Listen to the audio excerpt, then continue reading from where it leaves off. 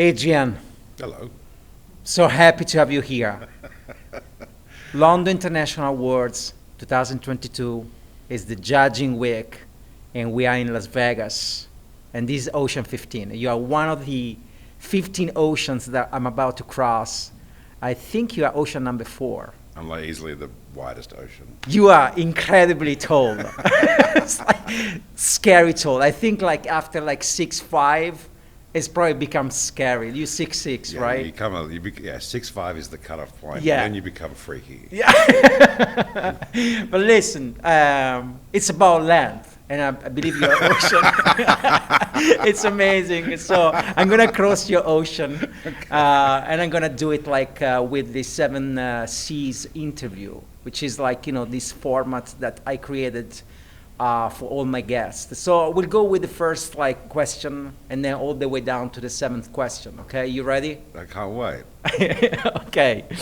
Okay, so I had no dream the sea so deep, the earth so dark, so long my sleep. I have become another child. I wake to see the world go wild.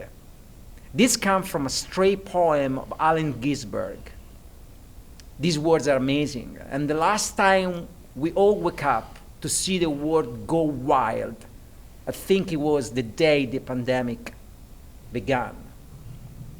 At these surreal times, turn your life into another child again, like into a new beginning again. How do you look at these times with like completely like brand new eyes? Well, I think if we say the pandemic was this period of reappraisal, refreshment, reinvention, reframing, I have to think about how that affected us. I think for me, as a leader of like a group of creative agency people, I think it really it made me feel like part of the team again. Mm-hmm. Like everybody really just in my team and a lot of teams, we just kind of rolled up our sleeves and we jumped in the trenches and we started just working like buggery, and kind of it felt like being an account exec again because everybody was just doing everything right. But then I think it also taught us a lot about people that we work with as well. And so one of the great springs that comes from this pandemic, I think for everybody, particularly for leaders of the creative class, is that is around just understanding the neurodiversity of people as well. So for me, I remember talking to my team, and we've been I'm from Melbourne, and we've been like in the longest lockdown in the world. I think we broke the record. And our Sydney people had just gone into a lockdown. And I had to remind the Melbourne people, hey, remember, you've got to be really nice to the Sydney people now, because let's remember, like if you're an anxious person, this pandemic has made you more anxious. And if you're prone to depression, then this pandemic has made you more depressed. And if you're neurotypical, we probably don't employ you. That's interesting. Do you think the pandemic developed in you a new behavior that forced you to look at the world like as a child, right? When I look at children and they start in life, they start learning new behavior. They had to learn things all over again. And I think the pandemic did this to me, for instance. Like, I had to recalibrate and readjust every single like human relationship and learn a behavior that it wasn't my set of skills. Yeah, I don't necessarily think that everyone became a child. There was absolutely a point of reappraisal, but I do think that more than ever, people looked for leadership. Mm-hmm. And I think those who are really confident that the world would go on and things would be okay became the sounding boards for people who didn't necessarily feel that or have that perspective. Absolutely. I love history. It's my favorite thing to read about. So if any kind of history. Yeah. For me, it's context. I love context, and so for me, I'd read this story 100 times before over various countries and various areas of history. So I wasn't too worried about it. But I saw a lot of other people and talked to a lot of other people that needed it, and I reckon one of the joys in that was people, for the first time, I reckon, in their corporate lives were allowed to be frail, and that was kind of nice as well. That's awesome, man. Second question. In 1922, a young Picasso took an interest in classical art, and specifically Hellenic period. Now, we're talking about history. Here's a history question for you. Okay. The result is a painting known as Woman by the Sea. While he imitated the sculptural form of the woman in the painting according to the Hellenic tradition, he on purpose distorted all the forms of the body and redefined space and depth in that particular painting. If you were to mentor a young person in your field who is about to start in the industry, right? Which of the many rules you will tell this person, break it, don't follow it? Okay, all right. There are so many rules, Oh, man. We're man. surrounded by rules. But give me one rule that you would say to this person, you know, man, don't follow this rule. Yeah, man, the first thing I'd say is don't follow my advice because you just get yourself into trouble all the time. Like, talk to someone who knows what they're talking about. That's the first rule. But no, look, I reckon, you know what, I'll talk to, like, if I think about the people at LIA, Right. the juniors who've come to Creative Liaisons this week. And I'm seeing this in a lot of the recruiting of people and young people coming into creative businesses and just in business in general. Right. And to people who've spent a couple of years and that are kind of losing their enthusiasm. We have this great resignation, or we have quietly quitting, and all these kind Quite of things. pleasing, yeah. I guarantee you that you will get more out of the business that you go to work in with the more that you give to that business. I think there's this reticence or this, or even through remote working, this ability to kind of just step back a little bit more than you might have used to. But the absolute lesson that you need to, or the rule that you need to break, is this idea that you can get away with stuff, because the more you feed in, the more you will feed off, and people need you to feed in. And when you do that, other people will do so as well, and you'll be so satisfied in what you're doing. But when you have people in an organization or in a team, and you have to work in a team, that are just doing their bit as opposed to giving of themselves, But I like that, the then more that you becomes something that you're not going to enjoy, and you want to leave. I like the more you feed in, the more you feed off. Absolutely. I think like we should look at ourselves as machines, right? I mean, I don't want to be like William Burroughs with like science fiction, but look, I think that there is an analogy, like, you know, if we were machines, like, you know, that run on fuel, it's just so simplistic, right? The more fuel you put, the more you run. Absolutely. So I think like why not like bridging this into like our lives and bringing this analogy into our life and say like, you know, if you don't fuel yourself, like, you know, nothing's gonna happen. That's right. If you're working alone all the time, Right. and people came out of the pandemic and they were so tired, and I realized very quickly that the energy that you are missing is the energy you used to get from other Right. people. And the more energy you gave to other people, the more you got yourself. Right. Like, so, yeah, it's really important, and particularly in a business where its product is the collision of ideas and energy. And if you take that away, then you get a suboptimal experience and a suboptimal product. Awesome, man. Third question. In one of the most famous ads ever made, and it's called The Surfer, this ad. You probably remember this. Oh, I mean, of course. who doesn't, right? There is a man staring at the ocean, and the voiceover in the background say, Hub say, I don't care who you are. Here's to your dream. Captain Ahab is the protagonist of Mel B's book, Moby Dick, from which the ad draw inspiration. Now, everyone's career is made of the right amount of waiting. And I repeat this, everyone's career is made of the right amount of waiting, mixed with opportunity and a huge dose of luck. Now, if you find yourself at the right time and the right place, eventually someone will come to you and will tell you like, I don't care who you are, here's to your dream. Who was that person that kicked your dream off, that truly like, you know, told you like, I don't care that you're Adrian, but here's to your dream? Wow, that's such a good question. Because I guess there are a couple of people. There was the person who said I should get into advertising in the first place. There was my first ever boss. I think, though, the most important person in Australia, he's quite well known. His name is Russell Howcroft, and he's on an Australian advertising television show called The Brew and Transfer. And so, shout out to Russ. Hello, Russ, if you're listening, and I'm sure you're not. I'm sure you're not. Actually, you should be, though, because it's a great podcast with a brilliant host. Thank you so much. But you know what? I've been working in advertising for about 5 years, and I thought I was doing it right.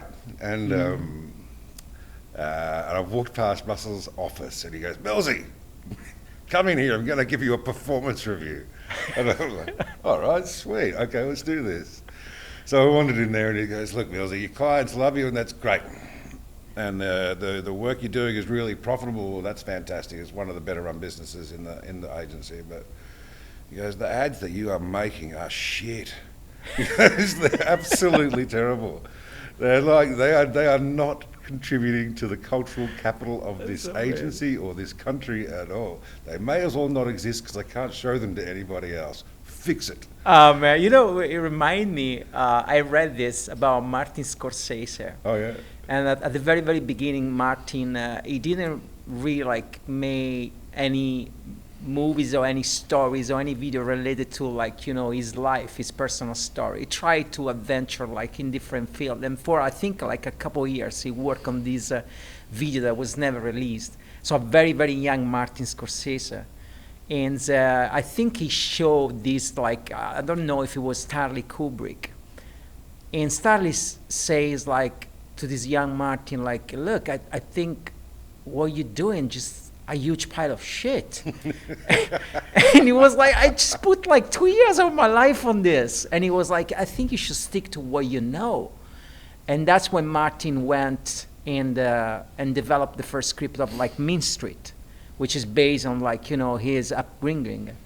I think it's like, yeah, that's what reminded me. I think like from time to time there are people that come into your life and they just like recalibrate your routes. Yeah, well, I mean, for me, I realized at that moment, yeah, the reason this client's with this agency is because of the work other people were doing, not the work I was doing. And it really flipped things for me. I started to understand that, oh, no, money and success follows the work. It's not the other way around. And that's when I started to put all of my energy into making sure we're making the best product. And that for me was transformational. It was really, that's when my career actually started to run. And that's when I started to really enjoy what I was doing. It's important. That's very important, man. Fourth question. The last era of privacy before cell phone and social media was an era where creative collaboration were mainly fed by physical presence, right? You used to like collaborate with It was so long ago. Yeah, right, with your partner like in the same space, offices with doors and everything like this. There was a movie that's truly like embodied to me on a personal level this physical collaboration. It's called My Private Idaho. It was a movie where a young Keanu Reeves and River Phoenix, they start together, and it was a Gus Van Sant movie.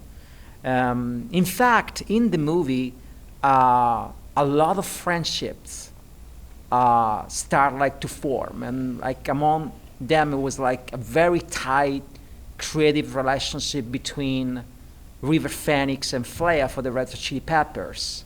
They had this amazing creative like relationship. So my thing for you, and it was actually an example of crossing from one field to another, from filming to music to filming. Like there was this kind of energy going around.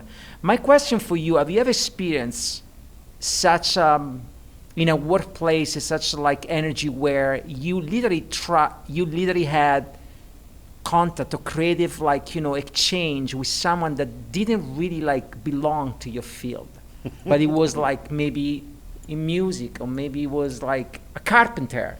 I don't know, like, but someone that truly like, help you or involuntarily like inspire you, but didn't come from your field.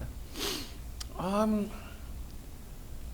not sure about how, a field further away, but I would say that I'm a card carrying suit. I'm an account executive, but the closest relationships I've had at work are always with the creatives that I kind of share values with. And I think that, if you're watching this and you're a young student, or if you're a young creative, I just wholeheartedly encourage you to make your best friends with people outside of your department. Outside your department. That's a good advice. This is like, I've had a couple of, my first really fruitful relationship, like creatively, and I do see myself as, as part of the creative business, very much so.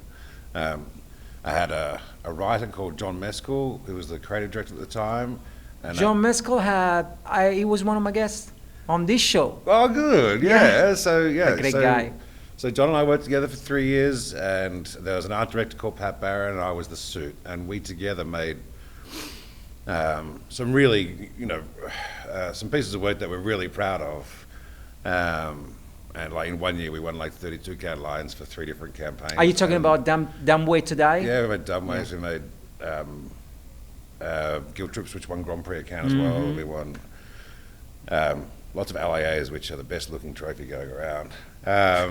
But no, we also really enjoyed it. It was this prolific period where, like, they just saw me as part of the team, and I saw them as part of my team. So that was your one team. That was your private idol. Yeah. And now I have it every day with my creative director, Matty Lawson. I have to say, I love Matty Lawson. He's the funniest guy you'll ever work with, and he's just an absolute genius. So he's the creative director, the APAC creative director for Deloitte Digital. Anyway, it's really interesting because he's so smart that I was like, I just feel so privileged to work with him. And during the pandemic, I've called him up. Actually, my mother died, and my dad was left with like no friends, and so I thought, I don't want to die with no friends. And so I wrote a list of people that I like, and kind of just said, these are my top 10 friends. These are people I'd like to be friends with. And Matty Lawson, I've called him up and I said, hey Matty, I know we've worked together for 6 years, but I've decided that I wouldn't mind moving you from a person I'd like to be friends with to like being like, in the top few friends. So wait, you have to hold back here, man, because you probably touch upon something that it's the reason why I do this podcast. Yeah. So you are telling me that when your father passed away, because he passed away with no... my mum passed away. Your mom passed away, had no friends. Yeah. You went and wrote a list of the 10 most important friends. Yeah, but this is awesome. But not just that, I wrote people I'd like to be friends with. Yes. People who would waste my time. There's like 65 people on the list. Anyway, but Matty was like, he was in people I'd like to be friends with. So I called him up and I go, hey Matty, we've been working together for a while, but I'd like to, formally invite you to like, to be my friend. And he's like, Matty, we already are friends. What are you talking about? He goes, you're in my top 3. Fascinating. And I'm like, really? You would think that I could be like in your top 3? And he's like, why do you think I fucking work with you, man? Gosh, man. Man, I don't think I could have ever gotten like a better answer from this question. Like, that is your private idol. There is always something that's I take away from like my ocean crossing. And I think like sometimes like a moment or a word or something that like the guests say, I'm gonna take this from you. I'm gonna visualize you like writing this list and giving a call and say, you wanna be my friend. Yeah. That's, I think it's pretty awesome. It's kind of the way that like, yeah. Okay, look, the lowest point of Earth is 6 miles down the ocean off the coast of the Philippines. Now, the highest point on Earth is in Nepal. From the lowest point on Earth and the highest point on Earth is 11 miles. It's pretty much the length of Manhattan. It's scary to think like how short it is, right? Now, our world is made entirely of the way we perceive it. Our perception, like what makes us individuals. I do believe that the way you're looking at me right now is not the way I look at you right now, physically, from a physical point of view, right? You know, I think like the perception that I have of you right now is probably not the perception that you have of yourself, and vice versa. So perception is what makes our reality. My question for you, was there a moment where you find yourself very far away from the perception of the world that you had, and you had to recalibrate? I'll give you a hint. There was a moment, like, you know, where actually for me happened almost every day.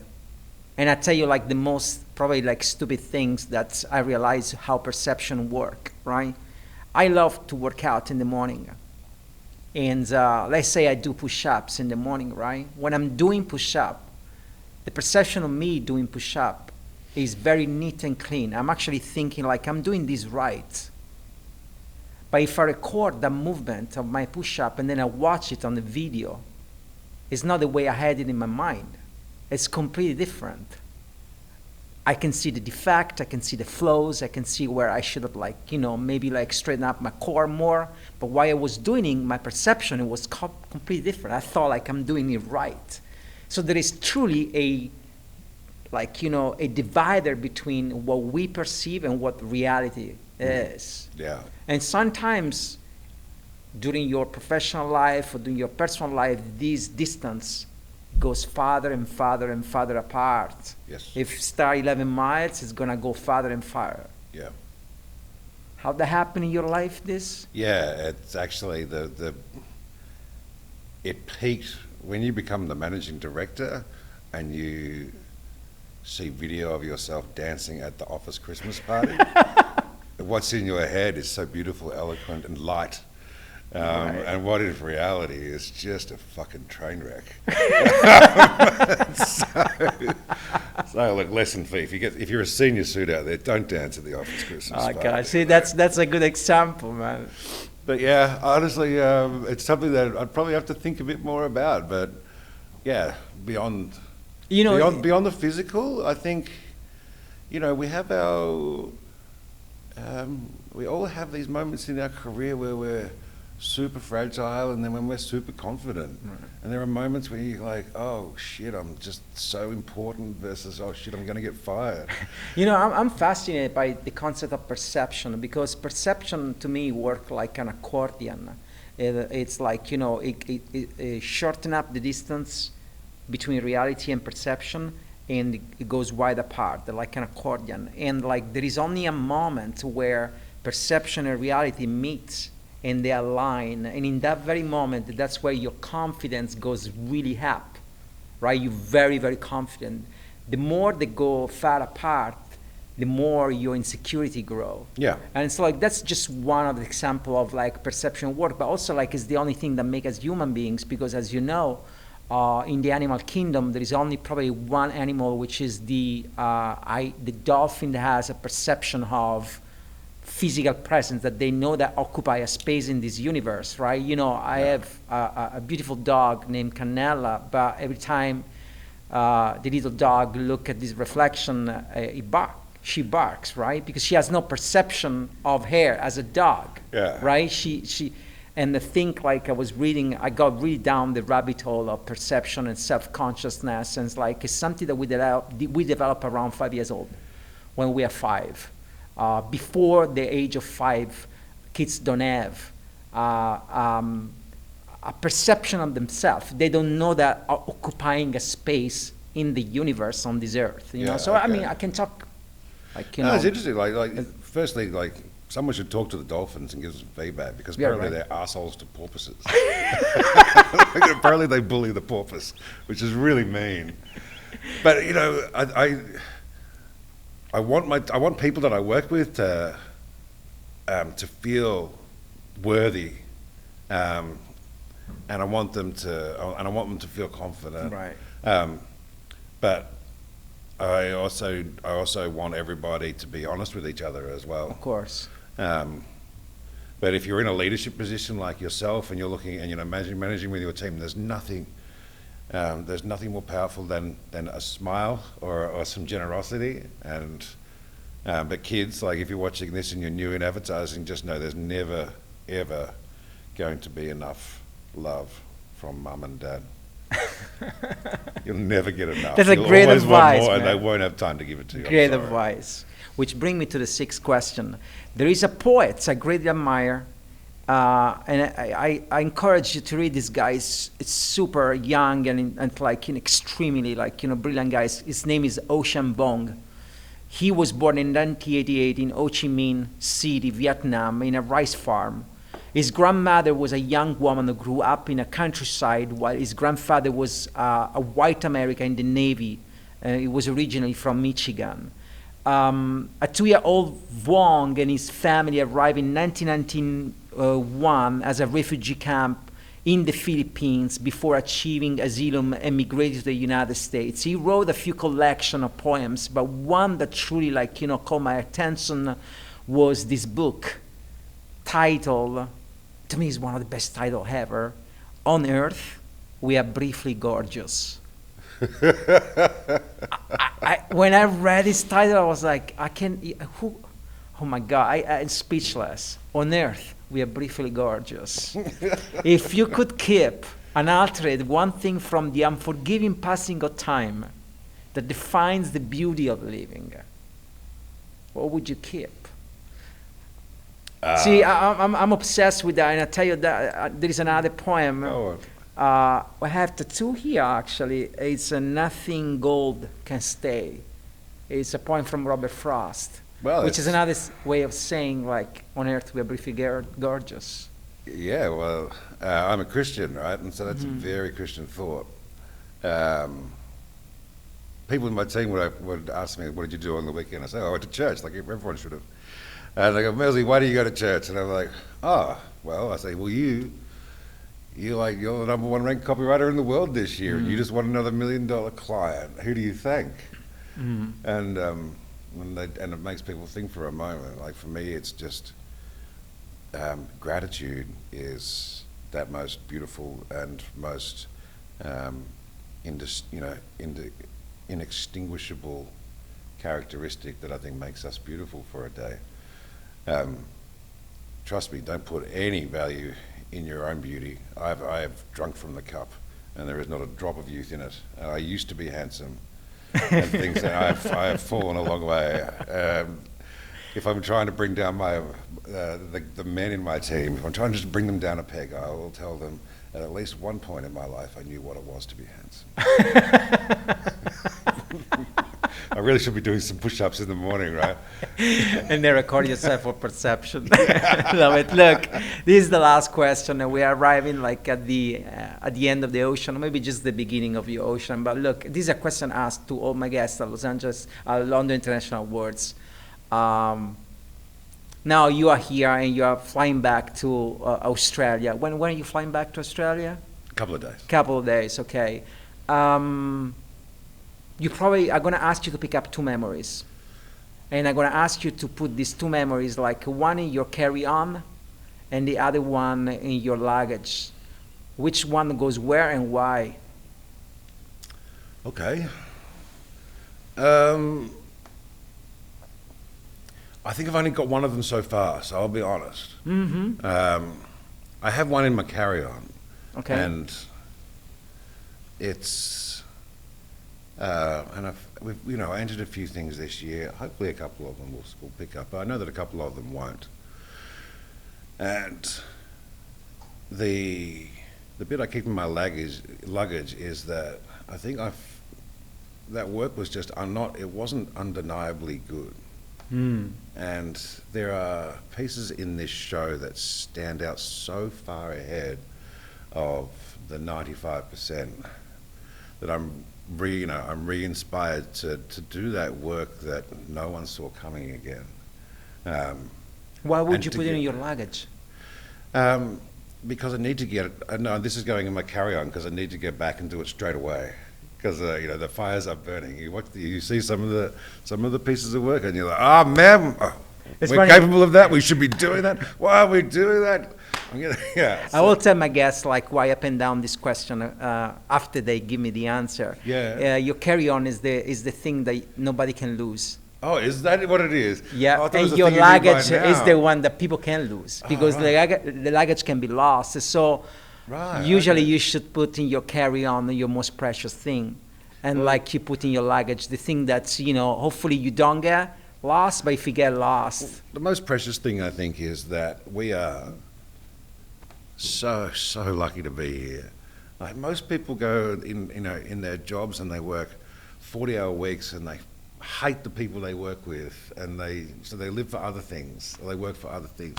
Man, we work with the most interesting people every day. It is such a it's joy. beautiful. And And we should never forget how lucky we are to do what we do. absolutely, I gotta say, like this year in 2022, like the London International Awards, the way they organized this in Las Vegas is like top notch. Honestly, I was so impressed with the effort that this, and it's fun. Yeah. It's really fun, and it's like And the beautiful thing about super LAA, impressed. like the beautiful thing, it is a real festival of creativity. Yes. It's not to put any other festival down, but this is the only festival you'll go to where there isn't anybody selling anything to you. It's true. There's It's no true. one selling anything. There's no print rep. Yeah. There's no tech company. There's no one else here trying to make a buck. It's Yeah. just a sharing of ideas, and that's just Awesome. beautiful. Wait, look, Adrian, thank you so much for letting me cross the ocean and travel safe back to Australia. And I hope our path will cross again. Well, let's do it. Thank you so much, man. Good man. That's it. This is great. I have huge respect for the quality of